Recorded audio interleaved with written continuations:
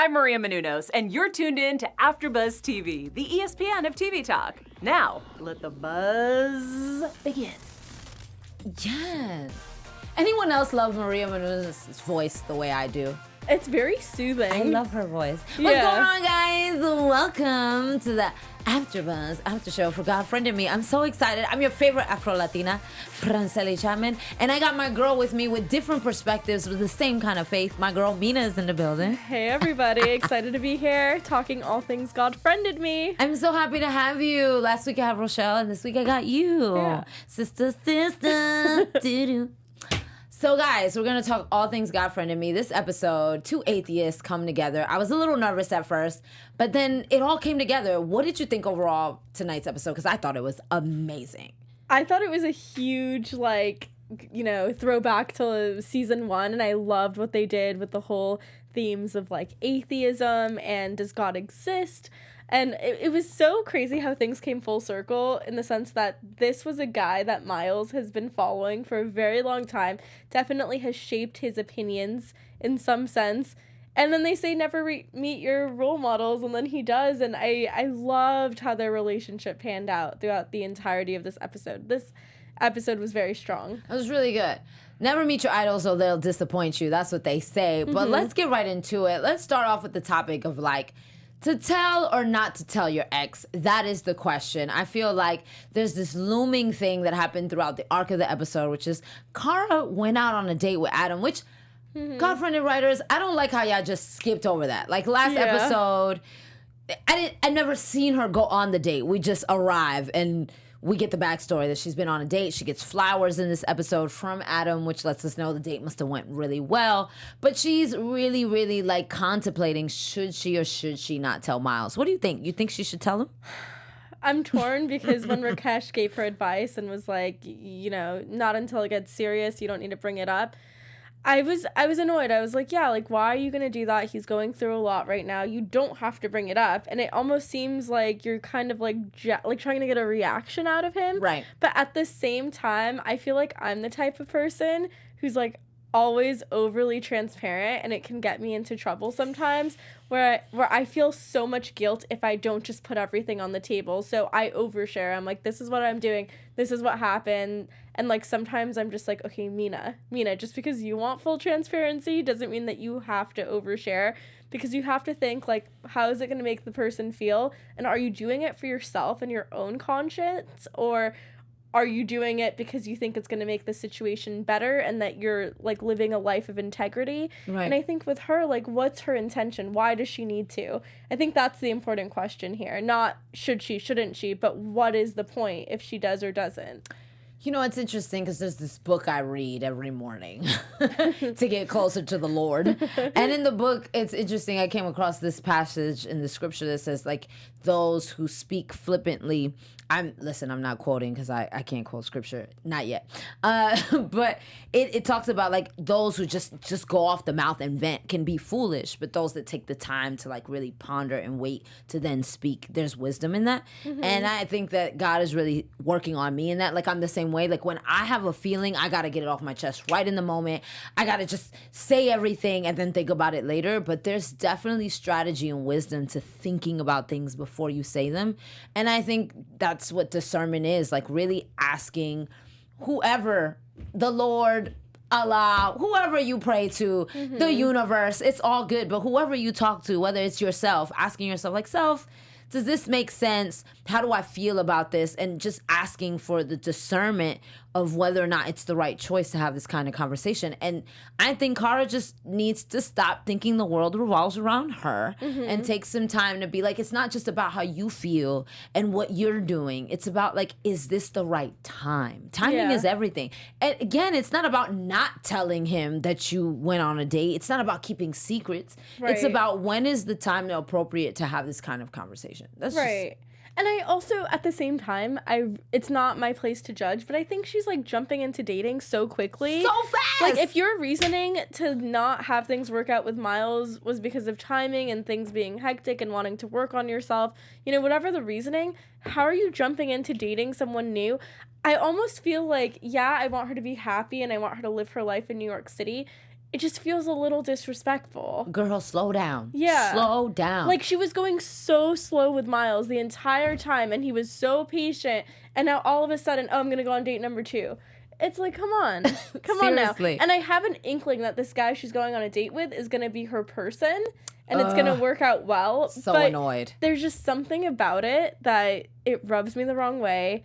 And if Miles were doing it too, I feel like all of us would be like, oh my God, we're so happy for him. But it still would bug me if Miles were to do it because it feels disrespectful for the relationship. But I would empathize more with Miles doing it because he was patient with Cara the whole time. He wasn't the one who wanted to end things or stop things or slow it down. So I would be a little more empathetic if he wanted to move on. And even he is very, like, respectful.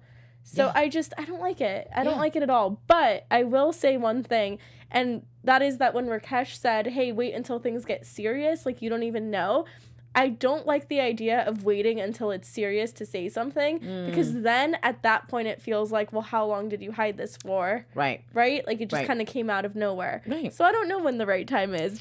That's why I say just pray about it, think about it, meditate on it, and then you'll get to the right timing. Speaking of meditating and praying on things, guys, every week you guys get to be right here at AfterBuzz TV and check out amazing shows. Make sure that you hit the subscribe button. There's nothing to think about.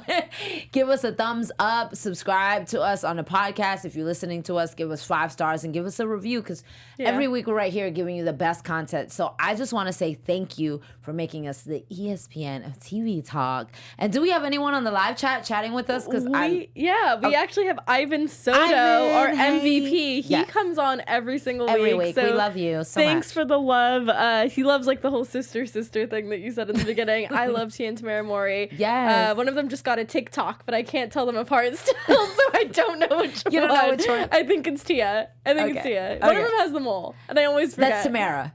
Tamara has the mole. Tia doesn't. Yeah. Yes. Tia has TikTok. Yes. So, he is basically saying Cara doesn't want to hurt Miles. She's not self-centered. So Ivan seems to really be Team Cara in all of this, which I totally respect. Ivan has always been Team Cara. Let's be clear. And I've been Team Cara for like season 1. And then season 2, I slowly started shifting because I was just tired. I was like, Cara, I need to see a little bit more growth here. For sure. Yeah. Well, let's jump right into the main beefy topic, which is our friend suggestion. Yes. Mr. Daryl Watkins. Let's talk about this because for me, I don't know about you, like I said at the top of the show, I was nervous for 2 atheists to sit down, not like in a bad way, but just like, oh, what's going to happen? Because we saw in the previews last week that like, whoa, he literally shuts down everything about Miles. Like he thinks Miles is a fraud. He's a joke. Like what you're doing is embarrassing to the atheist movement. And I was like, oh God, poor Miles. Like I didn't know how this was going to go. I definitely didn't see it coming that he was going to be the friend suggestion. So I thought that was cool and it took us on a good ride. So what did you think about this whole arc with Daryl Watkins? I love this friend suggestion personally because he's essentially who Miles was season 1, right? Right. Like very skeptical. I know when he was like leading his little sermon, if you will, his atheist sermon, and people were like, ha ha ha ha ha, like about God existing. Right. I rolled my eyes, not because I believe in God, right? Like it's not because I disagree with them. It's because on either side of the coin, if anyone says something about God existing or not existing in a condescending way where they're like, oh, haha, how could you ever believe the opposite? It annoys me to no end because neither side can prove it, right? So when you have that level of arrogance and like certainty in something that is unable to be proven scientifically or logically, it rubs me the wrong way. And when they were just like, oh, like, haha, how can God exist? And everyone's just laughing along. I was like, I'm so checked out of this, like, scene. Because I just felt the arrogance. And that's the one thing that's always bugged me about a certain type of atheist, right? And I do respect opinions, just not when someone's opinion puts down another opinion in a condescending way. Yes, I agree. I believe that I should be able to walk in the fullness of my faith and the fullness of what I believe in and still respect where you're at and how you feel while at the same time disagreeing. Like I can be a believer and disagree with the fact that God does not exist, because I believe that God does, Right. but still value you, see the value in who you are as a human being, love you, have conversations with you, and be open, because in my opinion, God is love. And so if God is love, then I must love all people that God has created, right? So that includes atheists and all kinds of people from all myriad walks of life. So I believe, and we kind of got into like a mini little topic about that, because again, Daryl's whole journey in this process of this episode was that, like,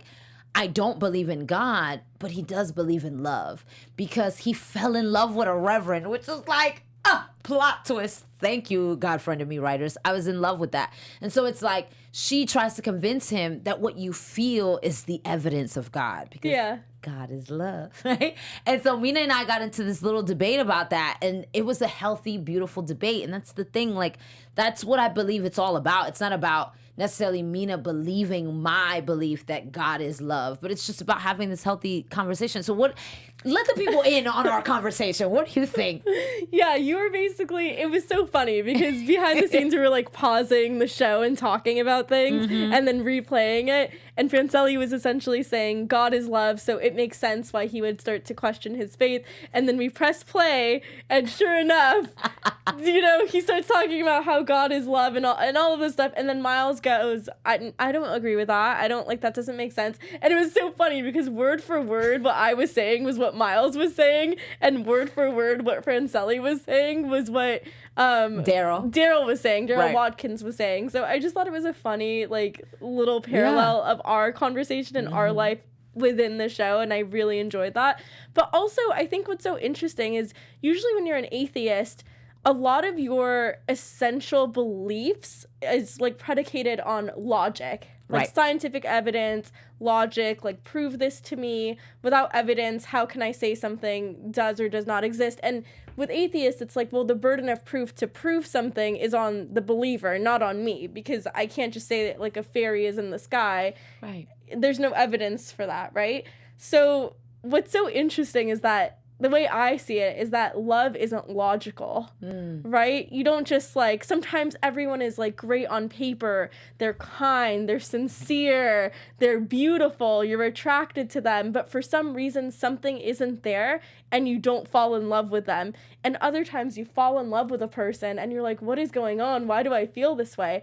And it's so illogical. There's no logic that follows love. You can be an incredible person and then never fall in love with another incredible person, but you can fall in love with someone who is so flawed in different ways. So I thought that was interesting. Like, when you're an atheist, your whole life is about logic, evidence, show me. I need to witness this. And in love, there's no show me. There's no show me the evidence for this. It's just, I love you. You're an incredible person. I am in love. Again, so that's what I thought was so cool about that. Like, I could understand it from that lens. Yeah. But please explain your perspective about God being love. Well, again, that's why I thought God is love, right? Because there is no logic. There is no evidence, right? Like, it's like there's just this knowing that you have that there's something much bigger than who you are. And also, we're talking about creation, how, like, God is the ultimate creator. God creates things. And even as creatives, like, people who are in the industry, and no matter what you do to create, whether you're a painter or a musician or an actor or a host,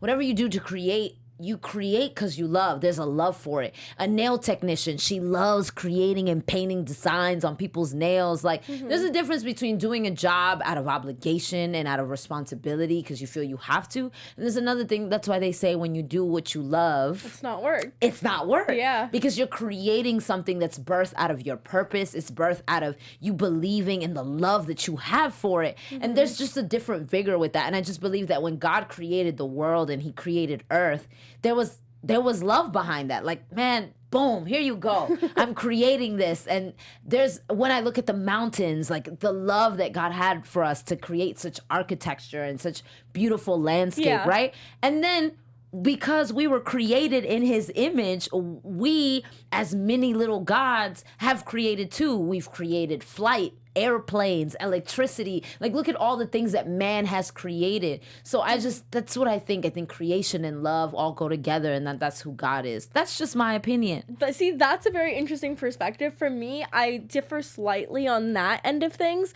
where you say God is love and God creates because God loves.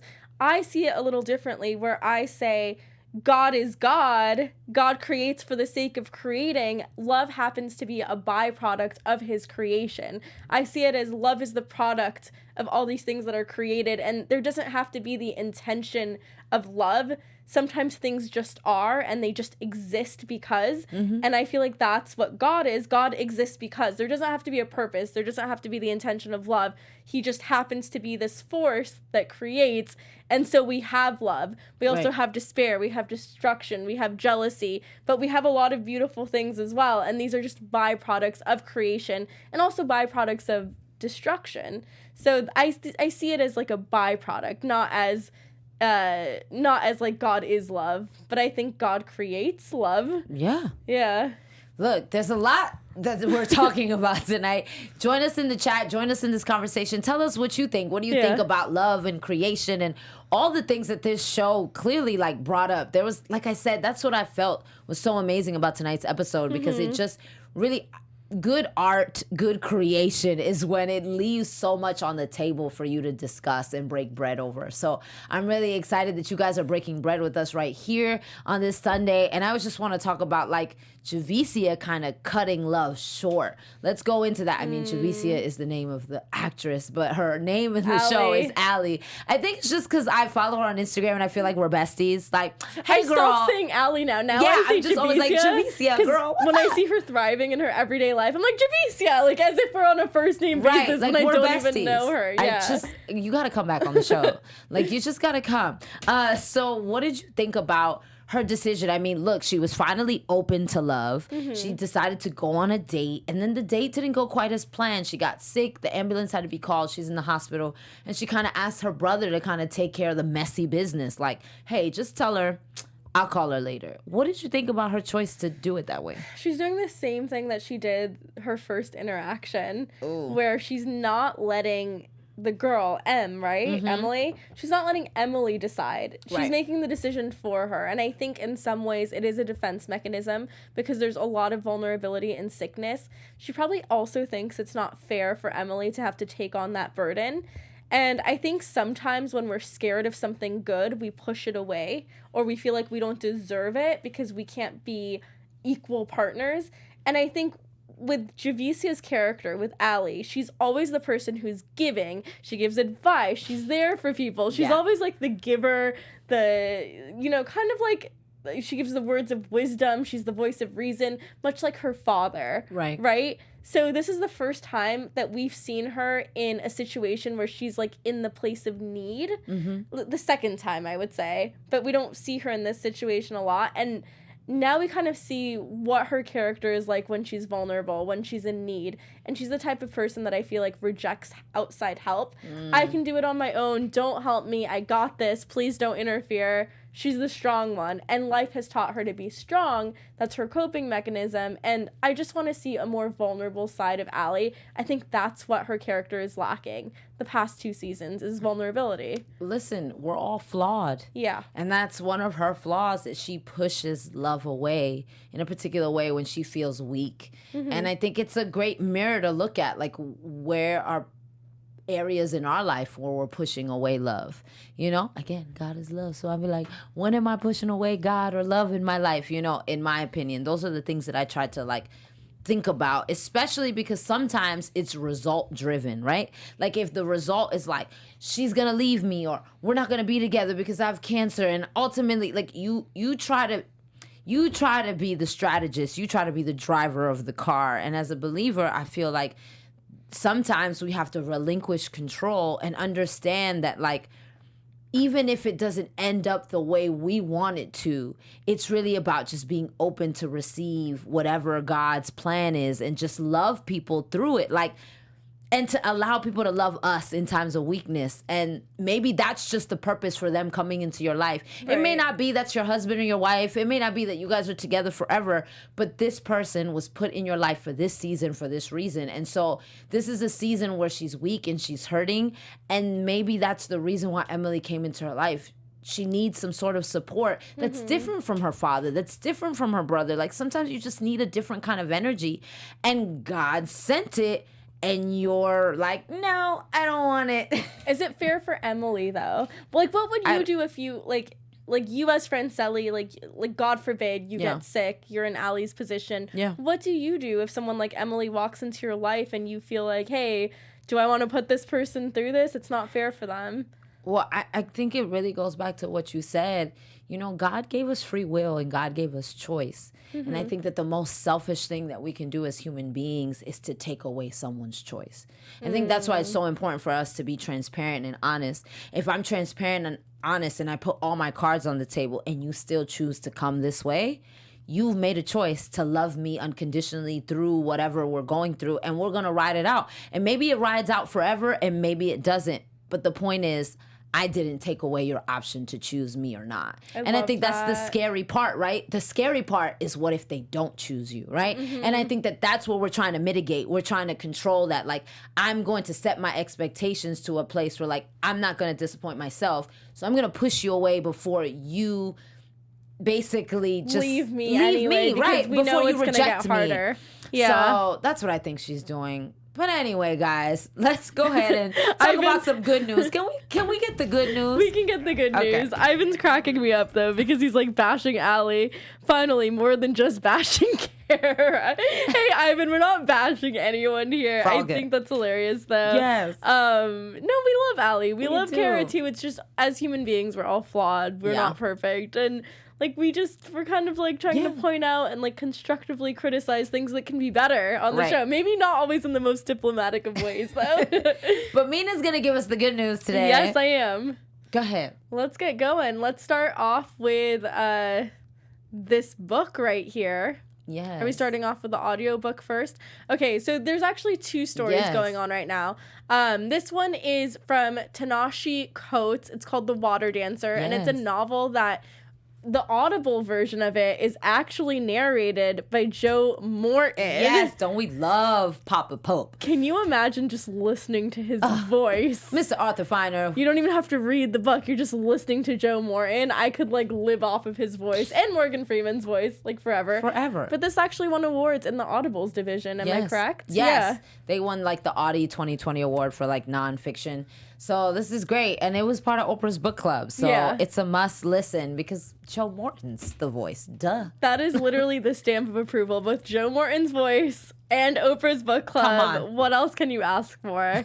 So definitely check it out, you guys. Yeah, that's good news. Yeah. Any other good news? Yeah, there is some more good news actually. So my favorite guy on the entire show. Yes, Love Brandon him to death. Michael Hall. Brandon Michael Hall is pictured here with his sister, who looks exactly like him. Twins. And is actually in the same industry. I mean, super talent cool. just runs in the family. He's out here supporting her on her mission.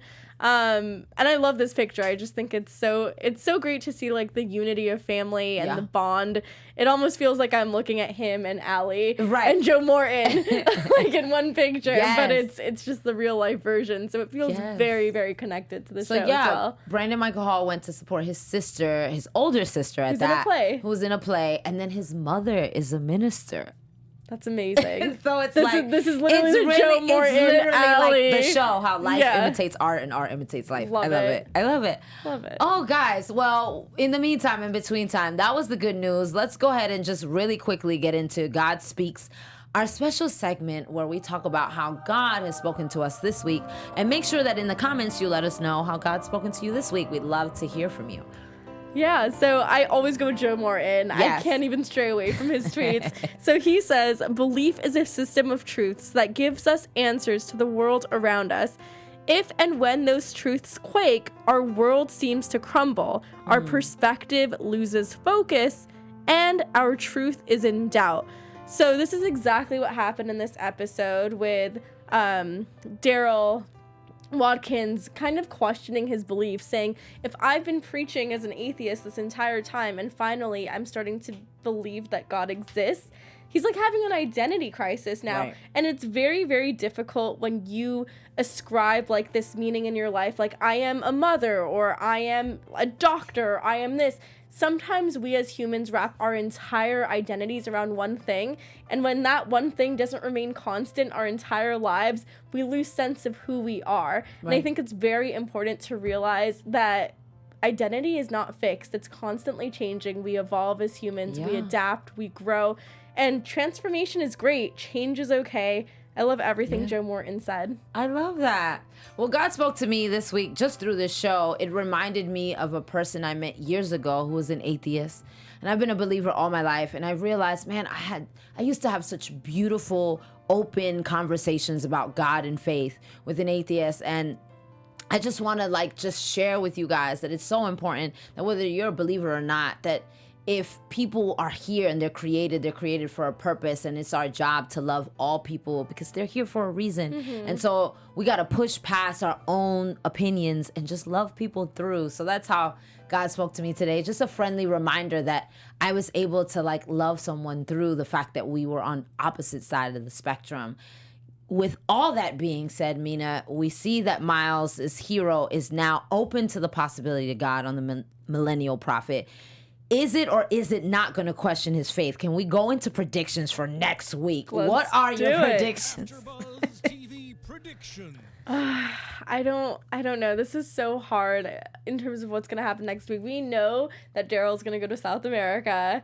The love of his life is going to be there for 2 years, Whoa. God willing, on missionary work. I think it's amazing because Daryl is a writer. He can write from anywhere. He has that flexibility. And I like seeing men kind of chasing their woman and moving for them, because so often we always hear about a woman uprooting her entire life, leaving her family to live wherever her man works. It's kind of nice to see this change here. And I think it's going to be really beautiful when he does missionary work alongside her, which I think is going to happen. That's what you think? For Okay. him to see the beauty of God's miracles. And I think that is going to bring him closer to God, just witnessing the miracles from helping other human beings and spreading kindness. I think that is one way to see God's light shine through, in a sense. Yeah. Well, my prediction is, at the beginning of the episode, Miles said, I feel like the God account is pushing faith on me. So I really believe that this whole mission is about, him trying to get to faith. So I think that Miles in the future for next episode is going to start questioning his faith. So guys, thank you so much. That kind of wraps up our whole show. I'm so excited. Thank you for joining us every Sunday right here on AfterBuzz TV. You can hang out with me at all the things at Celly Hangouts. And you guys can follow me on Instagram, Twitter, and now finally TikTok at Mina Makes Magic. Follow me there. I love you guys. Thank you so much for tuning in. And shout out to Ivan in the chat for being so engaging with us. Thank you guys. We'll see y'all next week. See ya. Our founder, Kevin Undergaro, and me, Maria Menounos, would like to thank you for tuning in to AfterBuzz TV. Remember, we're not just the first, we're the biggest in the world, and we're the only destination for all your favorite TV shows. Whatever you crave, we've got it. So go to AfterBuzzTV.com and check out our lineup. Buzz you later. The views expressed herein are those of the hosts only and do not necessarily reflect the views of AfterBuzz TV or its owners or principals.